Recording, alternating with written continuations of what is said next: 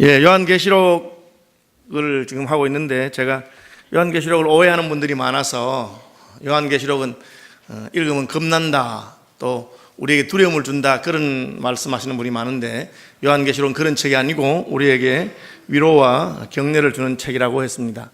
항상 성경은 좌우의 날선 검이라고 그래서 편안하게 있는 자에게는 두려움을 주고 두려워하는 자들에게는 위로를 주는 그런 책입니다.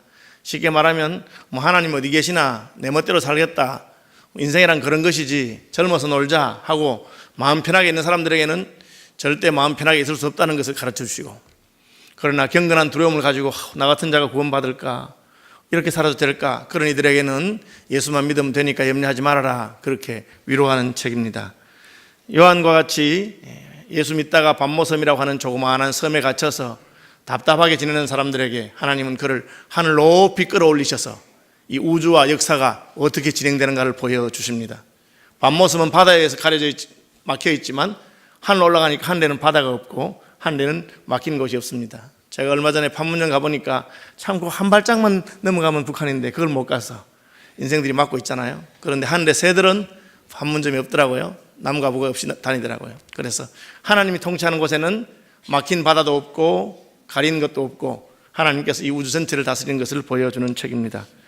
그래서 이 요한계시록의 관점은 무엇이냐? 하늘에서는 하나님이 통치하고 계신다. 땅에서는 로마의 황제가 세상을 다스리고 있지만 그의 통치가 다가 아니고 하늘로 올라가면 하나님이 통치하고 계신다는 것입니다. 땅에서는 로마의 황제가 예수 믿는 사람들 가두어 두었지만 하늘에 가보니까 하나님께서 7 금초대 사이를 다니시면서 7 별을 가지시고 자기 백성들을, 교회를 돌보고 계신다.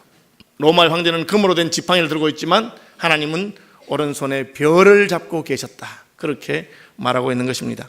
1장, 2장, 3장은 소아시아에 있는 7 교회를 향해서 하나님께서 그 교회를 돌보시는 분인 것을 말씀하시고, 이제 4장이 되면 하나님께서는 요한을 하늘로 불러 올리십니다. 4장 1절에 보면 이 일 후에 내가 보니 하늘에 열린 문이 있는데 내가 들은 바 처음에 내게 말하던 나팔 소리 같은 그 음성이 이르되 이리로 올라오라. 하늘로 올라오라 그랬어요. 하늘에 문이 있는데 문이 열리고 그 문을 통해서 하늘에 올라가 보니까 하나님의 보좌가 있는 것을 보게 되었다고 말합니다. 내가 곧 성령에 감동되었더니 보라, 하늘에 보좌를 베풀고 그 보좌 위에 앉으신 이가 있는데, 로마의 황제가 자기의 집무실에서 장군들과 또 장관들과 다스리는 자들 위에 서서 통치하는 것 같이 하늘 보좌에서는 하나님이 통치하는 것을 보여주고 있습니다.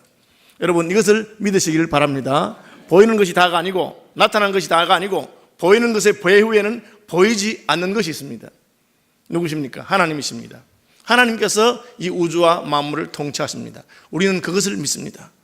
눈에 보이는 것이 다라면 예수 믿는 것 같이 불행한 사람이 없습니다. 이 세상이 다라면 예수 믿는 사람같이 불행한 것이 없다고 바울은 그렇게 말했습니다. 왜?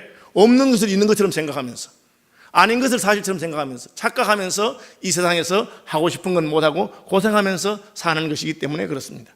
그렇지만 이 세상이 다가 아니고 이후에 새로운 세상이 있으며 눈에 보이는 것이 다가 아니고 한데 영적인 세계가 있다고 하면 우리는 완전히 다른 사람이 될 것입니다. 요한계시록은 그것을 분명히 하고 있는 것입니다. 땅에서는 로마의 황제가 통치하지만 하늘 보좌에서는 하나님 아버지께서 우주와 역사를 통치하고 계시고 예수 그리스도께서 자기 교회를 붙잡고 계신 것을 믿으시기를 바랍니다. 한 걸음 더 나가서 자기 교회만이 아니라 모든 왕들과 나라들과 열방들을 통치하시는 분도 바로 예수 그리스도시다 하는 것을 보여주는 것입니다. 요한이 본 것은 무엇입니까? 하나님의 보좌와 그 보좌 앞에 네 생물, 24장로, 천천만만의 천사들이 둘러싸 있는 것을 보게 되었습니다. 그리고 그 하나님의 뜻에 따라서 역사가 진행되는 것을 보게 됩니다. 오늘 본문에 보니까 보좌에 앉으신 이의 오른손에 두루마리가 있으니, 두루마리는 책을 말합니다. 요즘은 코덱스를 하죠. 이런 식으로 된 펼치는 책이 나온 게 오래된 게 아니에요. 옛날에는 옆으로 쭉 펴는 두루마리가 책입니다. 그러다가 이제 이렇게 재원하는 기술이 생기고 이런 책이 발명된 겁니다. 옛날에는 두루마리가 책입니다. 붓글씨 같은 거 쓰다 보면 둘둘 말아서 두잖아요, 그죠? 그래서 두루마리입니다. 그 책이 있는데 그 책이 안팎으로 섰고 7 인으로 봉했다. 하나님 오른손에 있다. 상징적인 표현입니다. 오른손은 힘과 능력의 상징입니다. 다시 말하면 하나님의 통치, 하나님의 다스림, 하나님의 권세를 말합니다. 하나님의 통치와 다스림과 권세는 하나님의 오른손에는 두루마리 책에 다 기록이 되어 있습니다. 그게 무슨 뜻이냐?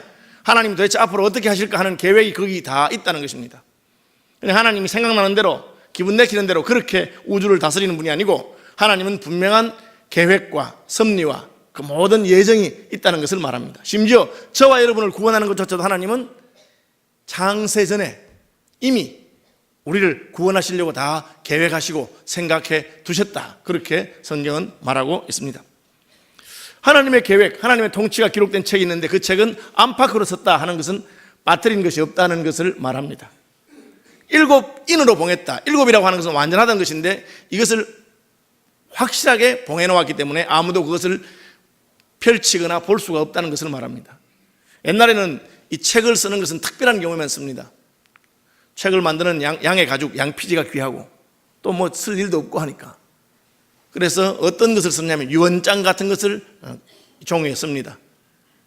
자기가 믿을 만한 친구들을 부르거나 혹은 변호사들이나 그런 사람들을 부릅니다. 공정인이라 하죠. 불러놓고 내가 죽으면 내 재산은 누구에게 주어라 그렇게 적어라. 그리고 참배사를 다 도장을 찍고 두루마리를 말아서 임봉을 합니다.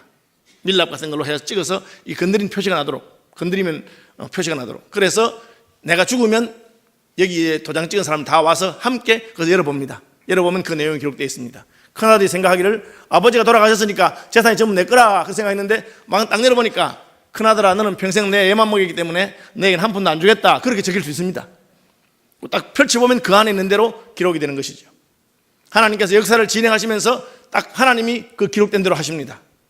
그렇죠? 북한이 6.25를 일으켰을 때 금방 일주일이면 남한 다 정복한다, 한 달이면 그냥 끝난다 그렇게 생각했습니다. 막상 딱 펼치니까 전혀 다른 일이 일어날 줄 어떻게 알았겠습니까? 하나님의 계획이 그러한 줄로 저는 믿습니다. 하나님께서 해놓으신 계획이 있는 것입니다. 그래서 하나님의 오른손에 책이 있는데 그 책은 아무나 펼칠 수도 없고 볼 수도 없습니다. 요한이 그것 때문에 울었습니다. 왜? 보고 싶어서. 하나님 도대체 어떻게 이 역사를 이끌어 나가실까?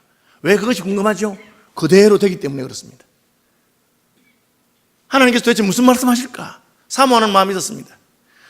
저는 관계없습니다. 죽어서 천국 가든 지옥 가든 그냥 교회 다니다가 재밌다가 죽으면 끝이지 무슨 세계가 있겠습니까? 그런 분들 같으면 천국에 소망이 없는 분입니다. 죽은 다음에 무슨 세상이 없다고 생각하니까 관심이 없겠죠. 그런데 여러분, 진짜로 하나님이 계시고 진짜로 천국과 지옥이 있고 진짜로 죽은 다음에 우리 운명이 갈린다고 생각한다면 여러분은 그렇게 낙천적으로 있을 수가 없는 것입니다. 도대체 어떤 사람에 대해서 하나님께서는 상을 주시고 어떤 사람을 꾸지람하실 것인가? 여러분, 그것을 알게 되시기를 바랍니다. 예수님 그 말씀하셨어요. 그리고 그걸 보여주시는 것입니다. 요한이 울었어요. 그러니까 요한이 우는 것을 보고는 땅에서는 이것을 펼 자가 없지만 이것을 펼칠 수 있는 분이 있다. 그게 누구냐? 유다지파의 사자. 이 사자는 사자 호랑이 할 때 그 사자입니다. 힘센 짐승을 말하죠. 유다지파의 사자와 같이 힘이 세고 적을 무찌르고 물리치는 분이 있는데 그분이 와서 이것을 펼칠 것이다. 그분은 다윗의 뿌리다.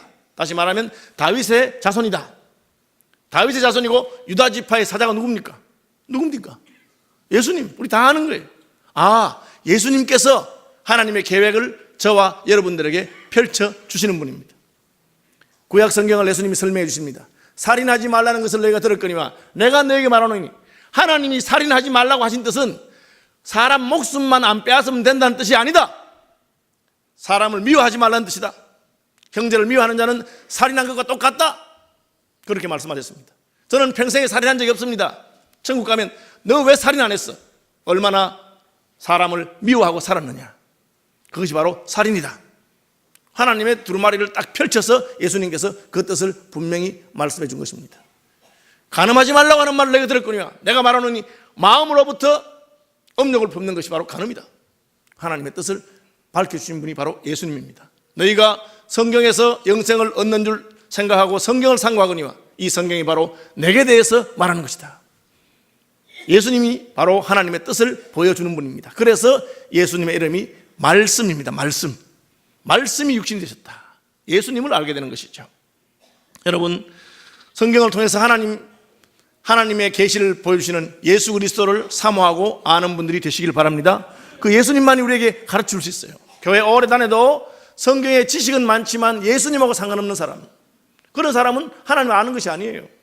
예수님을 통해서 하나님이 역사하기 때문에.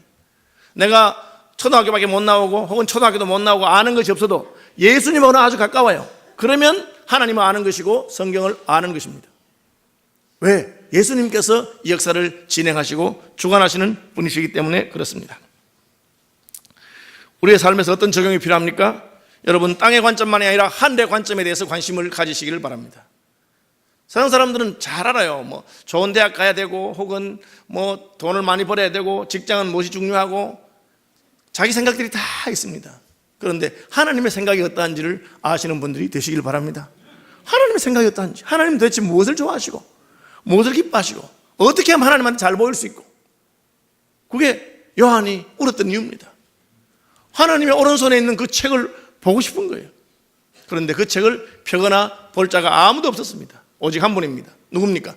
유다지파의 사자, 다윗의 뿌리, 예수님을 말합니다. 다윗의 후손이신 예수님, 유다지파에서 가장 용맹하게 사탄과 싸워서 사탄의 머리를 깨트리시고 승리하신 분, 그분이시구나. 그래서 그분이 나왔습니다. 그런데 그분이 나오니까 이상해요. 왜 이상하냐? 어린 양의 모습으로 나왔어요. 여러분, 사자하고 양은 완전 반대잖아요. 사자는 양을 잡아먹는 거고 양은 잡아먹히는 존재입니다. 그런데 유다지파의 사자라고 했는데 사자가 안 나오고 양이 나왔어요. 그것도 어린 양이 나왔어요. 이게 참 중요한 것입니다.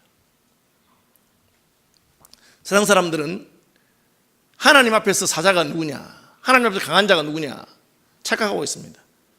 세상 사람들이 볼 때 힘이 세고 강하면 하나님 앞에서 사자입니까? 아닙니다. 골리앗이지, 골리앗. 힘 세고 강하지. 하나님의 사자는 누굽니까? 어린 다윗입니다. 다윗이 골리앗을 물리쳐서 이깁니다. 왜? 하나님 보실 때는 다윗이 하나님을 신뢰하고 하나님의 어린 양이 하나님 사자, 그 역할을 감당하는 것입니다.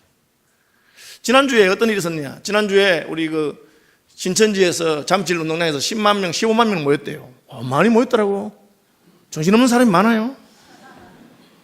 그런데 뭐 거기 일반 사람은 들어가지도 못하고 비표를 주고 하는데 신문 기자들이 취재했는데 이런 내용이 나오더라고. 거기 모인 분들 전부 다 기저귀 차고 오라고 그랬대요. 왜요? 아니 그 자기 교주가 나와서 연설하는데 갑자기 화장실 가고 싶다고 나왔다 들어왔다 하면 싫으니까 기저귀 차고 오라 했대. 자, 그 말 듣고 어떤 생각이 나느냐? 야, 북한이 따로 없구나.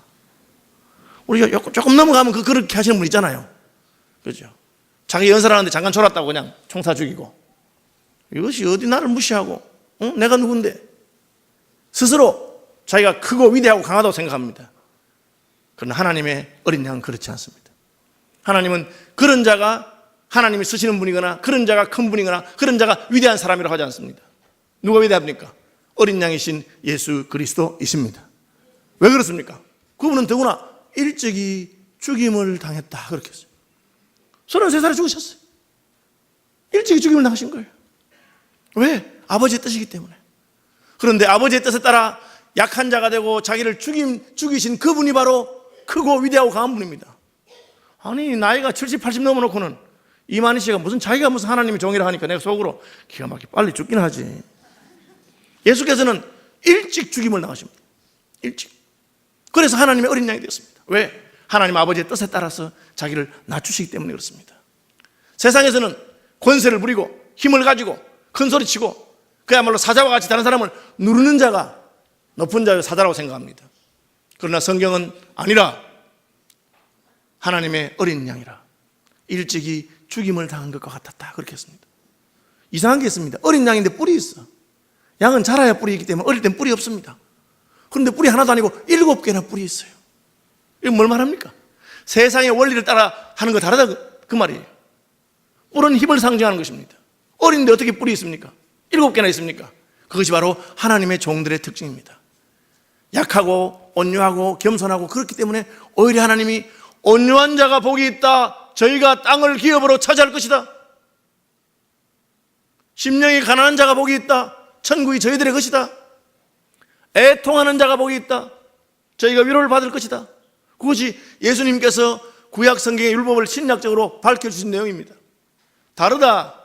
힘세고 큰소리치고 하는 것은 세상 사람들이 하는 것이고 나는 너희의 주와 스승이 되어서 너희들의 발을 씻기는 것을 잘 보아라. 아니, 늙은 사람도 많을 건데 10만 명, 15만 명 모아놓고 임시 화장실을 더 많이 만들지는 안 하고 다 기저귀 차고 와라. 제가 그 얘기 들으니까 참 기가 막힌 사람이구나. 그렇게 자기 자존심과 자기 걸 세우고 싶어 하는 사람이구나. 그런 사람을 무슨 하나님의 종이라고 믿으니 이 얼마나 한심하고 답답한 세상인가, 그런 생각이 들었습니다. 여러분, 절대 속지 마십시오. 여기서 있는 목사가 마치 자기가 무슨 하나님의 종이니까 자기가 혼자서 다 안다, 그러거든 끌어내버리면 돼요. 예수 외에는 교회에서 높임을 받을 자가 아무도 없는 것을 아시길 바랍니다. 예수님이 왜 높임을 받으셨습니까? 그분이 어린 양이시기 때문에 높임을 받은 것입니다. 도살장으로 끌려가는 어린 양같이 순종하신 분입니다. 그분이 일찍이 죽임을 당했기 때문에 하나님께서는 그를 높이신 것입니다. 여러분, 누구를 통해서 하나님의 영광과 역사가 이루어집니까? 한국에 갔다가 복음을 전하다가 일찍이 죽은 사람들 많이 있습니다. 양어진 외인묘에 가보십시오. 한국에서 태어나서 돌도 지내지 못하고 100일도 지내지 못 죽은 애들도 있습니다. 아무 쓸모없이 그냥 그야말로 비참한 죽음을 한 것처럼 보이지만 하나님께서는 그분들의 헌신과 수고를 통해서 구원의 역사를 이루신 줄로 저는 믿습니다. 그것이 예수님이 그런 분이라고 말이에요. 그 예수님이 하나님 아버지 오른손에서 책을 받아서 책을 펼칠 수 있는 분인 것입니다. 여러분, 교회는 세상과 완전히 다릅니다. 교회는 세상에서 큰 소리치고 잘난 사람이 힘을 쓰는 곳이 아닙니다. 예수님과 같이 자기를 죽이고 낮추고 겸손하고 그야말로 아무것도 아닌 사람이 되었을 때 주님께서 그 아무것도 아닌 보리떡 5개와 물고기 2마리 같은 것을 들고 크게 역사하시는 줄로 저는 믿습니다. 서울시민교회가 뭐 좋은 교회고 특별한 교회라서 하나님 서시는 건 아닙니다. 우리 교회는 그냥 평범하고 보통 교회입니다. 우리가 아무것도 아닌 것 알고 있습니다. 우리 생각을 넘어서서 하나님 여러 가지 하십니다. 그러면 우리 생각에는 안 될 것 같지만 하나님이 하시니까 예하고 순종하는 거죠. 저는 분립교회 개척하면서 참 이 은혜를 많이 깨달았어요. 우리 힘으로 그 정도 예산을 세울 수도 없고 우리 힘으로 그만큼 교회는 떼주기도 싫고 다 안 되는 것입니다. 근데 하나님이 하시니까 여러분 1년 반 좀 더 지났잖아요. 150명 나왔는데 230명이 됐습니다. 우리 교회는 나가기 전보다 더 많은 숫자가 이제 모입니다. 예산도 하나님이 다 채워주십니다. 어떻게 이런 일이 가능하겠습니까? 하나님이 하시는 것입니다. 저와 여러분의 인생 가운데도 어린 양이신 예수 그리스도께서 왕으로 통치하심으로 이런 능력의 역사가 나타나게 되기를 바랍니다. 그것이 하나님이 역사를 이끄시는 방법입니다. 지극히 작은 자보다 더 못한 나를 하나님이 부르시는 것입니다. 그렇죠? 성자들에게 물어봅니다. 하나님이 어떻게 당신을 사랑하셔서 이렇게 위대하고 거룩하고 신령한 사람을 만드셨느냐? 한결같은 말이 그것입니다. 하나님이 이 세상을 찾아보시다가 나보다 더 못난 사람이 없어서 내가 제일 못난 놈이기 때문에 나같이 못난 놈을 들어서 쓰심으로 말미암아 하나님의 영광을 보여주기 위해서 하나님이 나를 쓰셨다. 그걸 깨달으니까 바울이 나는 죄인 중에 괴수구나. 나는 죄인 중에 괴수.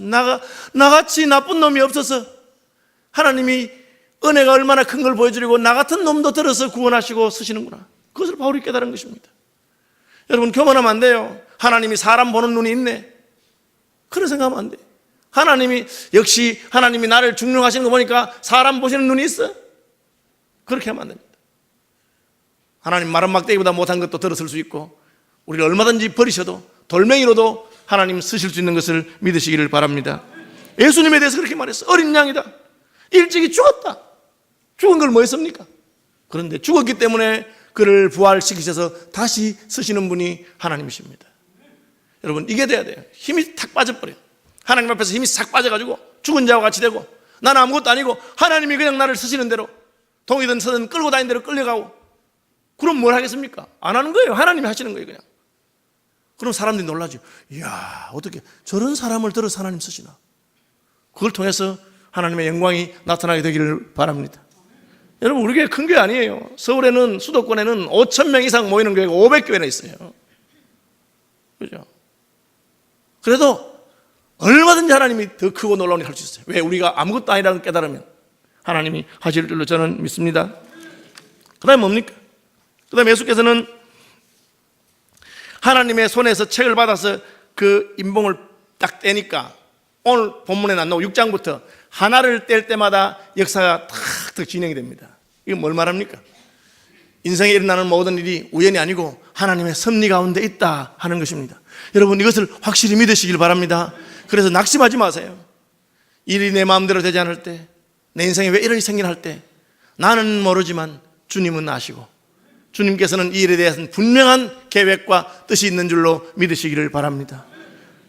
참새 두 마리가 한 아사리온에 팔리는 것이 아니냐. 그러나 그 한 마리도 그저 떨어지는 법이 없다고 하셨으니 나는 모르지만 주님께서는 나의 인생을 향한 하나님의 분명한 계획을 가지고 있는 줄로 믿으시기 바랍니다.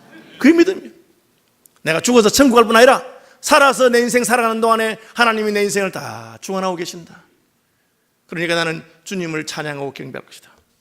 그걸 깨달은 사람들이 하는 것이 무엇입니까? 세 가지입니다. 첫째는 경배지요. 오늘 본문에 보니까 내생물과 12장로가 어린 양이신 예수 그리스도가 나타나자 그 앞에 엎드려서 경배했다고 되어 있습니다. 내생물과 24장로는 하나님 보좌 주변에 있는 요즘식으로 말하면 비서실 직원들과 장관들이라고 할 수 있습니다. 하나님의 최측근들입니다. 그런데 그 약해 보이는 어린 양 같은 예수님이 나타나니 그 앞에 다 엎드려 경배합니다. 왜? 하나님이 저런 분을 쓰시기 때문에, 하나님이 저 예수를 통해서 역사하시기 때문에, 하나님 말씀대로 자기를 죽기까지 복종시킨 분이기 때문에. 보통 분이 아닙니다. 하나님의 아들이죠. 하나님 자신입니다. 그럼에도 불구하고 자기를 비워 종을 만드시고 죽기까지 복종하셨으니 십자가에 죽으십니다. 너무 가치없는 저 죄인 같은 벌레봐도 못한 인생들을 위해서 하나님의 아들이 죽습니다. 이게 말이 안 되는 거예요. 그렇게 할 필요는 없는 거예요. 그렇게 할 필요는 없는데 하나님이 그렇게 하신 것을 볼 때 그 하나님 앞에 경배하고 찬양하는 것입니다. 왜 우리가 예수님 앞에 무너집니까? 예수님 생각할 때마다 예수님 나한테 그렇게까지 안 해주셔도 됐어. 그 마음 사랑 안 해줘도 됐어. 나는 못난 놈이야. 그런데 날 사랑하셔서 죽으시고 자기 피로 우리를 구속하셨습니다. 이 예수 그리스도를 경배하는 은혜가 저와 여러분의 마음속에 넘쳐나기를 바랍니다. 예수님 생각만 해도 내 마음이 뜨겁고 기쁘고 나와 같은 죄인을 구원해 주셨으니 나도 주님 위해 살고 싶은 마음이 흘러 넘치게 되기를 바랍니다. 왜 내생물과 24장로가 그렇게 합니까? 하나님 제일 가까이 있었기 때문에 하나님의 마음을 아는 것입니다. 하나님께서 어떤 자를 높이려 하십니까? 예수님같이 그런 삶을 산 자를 높이려 하십니다. 복음을 전하러 왔다가 한 사람에게도 복음도 제대로 전하지 못하고 죽은 토마스 선교사님 같은 분들, 헛된 죽음한 건 아닙니다. 그분이 순종해서 그 길을 갔기 때문에. 여러분, 데이빗 리빙스톤이 아프리카에 선교를 시작했을 때 그때 선교사들의 평균 수명이 30몇 세였어요. 배 타고 6개월씩 가면 내리자마자 풍토병에 걸려서, 그때는 요즘같이 백신이 없기 때문에 말라리아에 걸리고 댕기에 걸리고 바로 죽어나갔습니다. 얼마나 우리 생각할 때는 개죽음 같습니까? 그분들이 순종해서 갔기 때문에 그분들의 뒤를 따라서 하나님의 능력의 역사가 나타난 것을 믿습니다. 예수님 그렇게 하신 거예요. 하나님의 아들이 와서 왜 죽습니까? 그러니까 통일교에서는 예수님이 실패했다 이거야. 한을 품고 돌아가셨다. 죽었으니까. 뭘 모르는 사람이 그렇게 말해요. 예수님이 인자가 온 것은 자기 목숨을 많은 사람의 대속물로 주려고 죽기 위해서 왔다 그렇게 했어요. 그 다음에 뭘 합니까? 찬송합니다. 오늘 본문에 보니까 찬송이 3번 나오는데, 첫째는 내생물과 24장로가 찬송합니다. 좀 있으니까 천천만만의 천사들이 찬송합니다. 좀 있으니까 온 우주의 모든 존재들이 찬송합니다. 이 찬양의 확장이 있습니다. 왜 찬송합니까?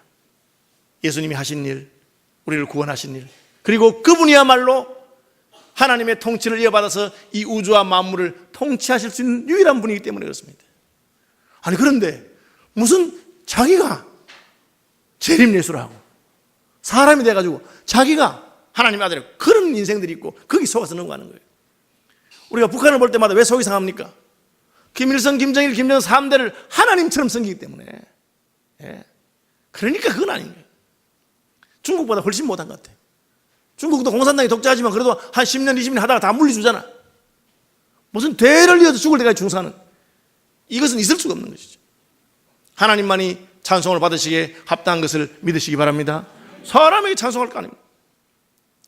누가 찬송합니까? 하나님 가까이 있는 내생물과 24장로들이, 그 다음에 그들을 둘러서 있는 천천만만의 천사들이, 나중에 마침내 온 우주가 찬송합니다.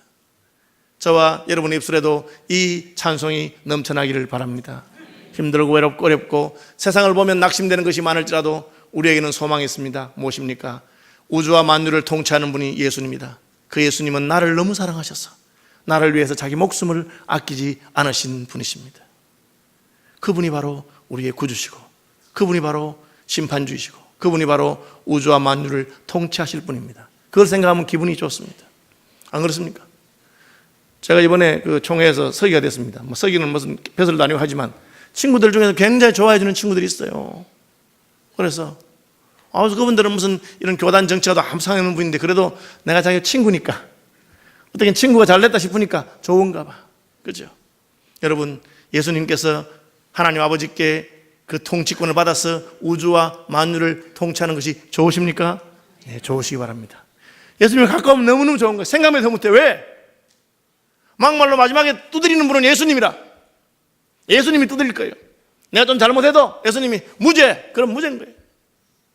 그분 나하고 가깝기 때문에, 나를 사랑하기 때문에, 나는 좀 못나서도 좋아하니까. 그죠? 저는 키가 작고 이렇게 배가 나고 이렇게 좀 외모에 콤플렉스 있습니다. 그런데 우리 집 사람은 이런 스타일을 좋아한다는 거야. 그 진운의 안경 아니겠어요? 뭐 다른 사람이 좋아해줘봤자 뭐 소용이 있겠어? 하나님께서는 나는 죄인임에도 불구하고 예수 믿는 우리를 사랑하시는 것 얼마나 영광스럽습니까?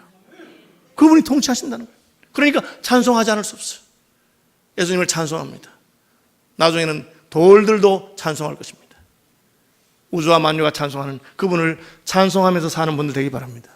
제가 은혜를 받아보니까, 저는 고등학교 때 은혜 받았는데 입에서 늘 찬송이 있었던 것 같아요.